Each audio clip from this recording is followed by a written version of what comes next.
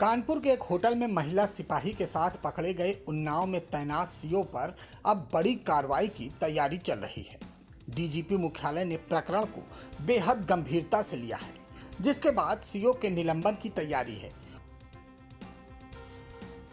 उनके विरुद्ध विभागीय कार्रवाई भी कराई जाएगी।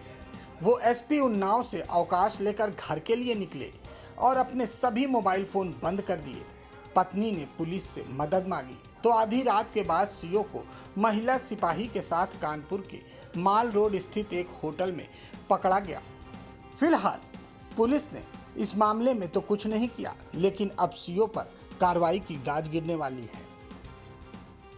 उन्नाव के सीओ का नाम कृपा शंकर कन्नौजिया है।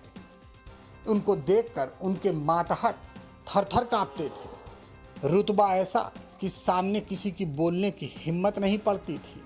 पोस्ट भी अधिकारी की थी, लेकिन अचानक अपने सामने एक सुंदर सिपाही को देखकर कृपा शंकर कन्नौजिया की आशिकी एक बार फिर से जाग गई।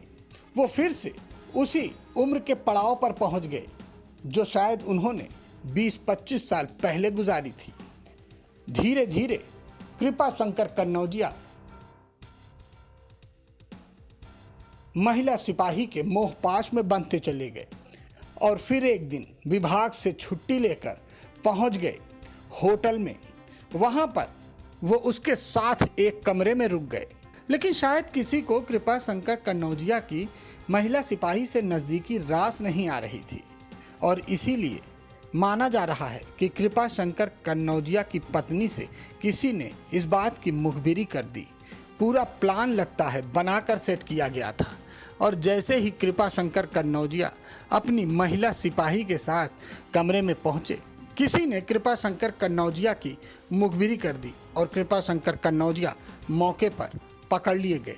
वो होटल के एक कमरे में अपनी खूबसूरत महिला सिपाही के साथ रंगीन रातों के सपने देख रहे थे, लेकिन उसके पहले ही उनके दरवाजे पर दस्तक हो गई और पूरा मामला ओपन हो गया। मामला ओपन होते ही सारी बात विभाग में चर्चा में हो गई।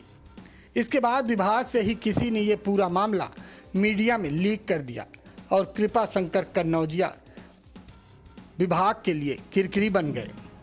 फिलहाल कृपा शंकर कन्नौजिया को एसपी ने उनका चार्ज ले लिया है और उनको एसपी ऑफिस अटैच कर दिया है। और जब छुट्टी के बाद महिला सिपाही वापस लौटेंगी तो उसके खिलाफ भी विभागीय कार्रवाई होगी। लेकिन इतना तो तय है, ये उसी आदमी का काम है जिसके ऊपर कृपा शंकर कन्नौजिया की कृपा नहीं थी और उसी ने ये मुखबिरी की है। फिलहाल कृपा शंकर कन्नौजिया उत्तर प्रदेश पुलिस के लिए किरकिरी साबित हुए।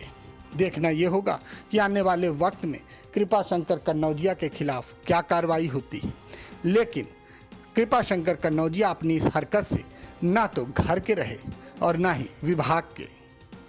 ब्यूरो रिपोर्ट, आज की खबर।